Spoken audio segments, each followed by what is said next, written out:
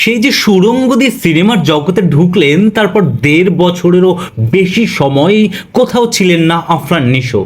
এই সময়ের মধ্যে অবশ্য ২টি সিনেমার খবর দেওয়া হয়েছিল, সেটিও অনেকটা আধা আধিভাবে, পুরোপুরি কিছুই জানা যাচ্ছিল না। তবে ভক্তরা সবসময় উদ্গ্রীব হয়েছিলেন তাদের বসের নতুন সিনেমার ঘোষণা কবে আসবে। অবশেষে এতদিনের অপেক্ষা শেষ হলো। সব প্রশ্নের উত্তর নিয়ে ফিরলেন আফরান নিশো। জানালেন সুড়ঙ্গ থেকে ফিরছেন দাগি হয়ে। ৮ ডিসেম্বর ছিল এই অভিনেতার জন্মদিন।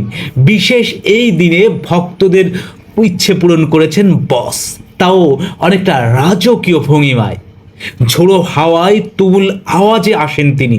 হেলিকপ্টারের আওয়াজ খুলে প্রথমে পা রাখলেন, তারপর ঝুঁটি বাঁধা চুলে সামনে এলেন। নতুন সিনেমার অফিসিয়াল অ্যানাউন্সমেন্ট ভিডিওতে আফরান নিশো এলেন পুরো বসের মতোই। দাগি সিনেমা নিয়ে সামাজিক যোগাযোগ মাধ্যমে গুঞ্জন ছিল আগে থেকেই।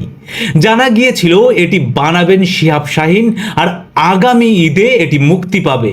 এবার অফিসিয়ালি সেটি নিশ্চিত করা হলো। দাগি সিনেমায় আফরান নিশোর সঙ্গে থাকছেন ২ নায়িকা, তমা মির্জা এবং সুনেরা বিনতে কামাল। ওই ভিডিওতে নিশো বলেন, কি এতদিন নাকি অনেক খুঁজতেছিলা? এত সহজে খুঁজে পেলে কি দাগি হয়? ক্যালেন্ডারে দাগ কেটে রাখো, এই দাগির সাথে দেখা হবে ঈদে।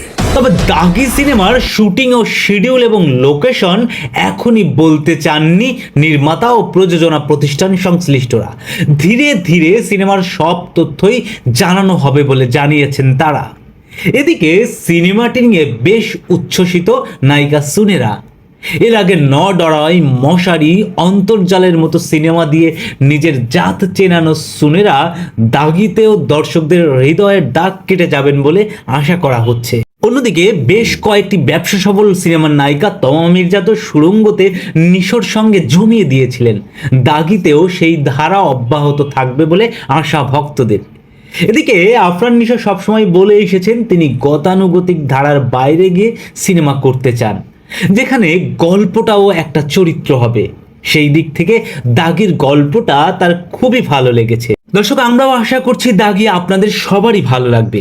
অপেক্ষায় রইলাম দাগি হয়ে আফরান নিশোর ফিরে আসার। সেই পর্যন্ত বিনোদন জগতের আরও বিভিন্ন বিষয় নিয়ে জানতে সাবস্ক্রাইব করে আমাদের পার্শ্বচিত্র চ্যানেলটির সঙ্গেই থাকুন।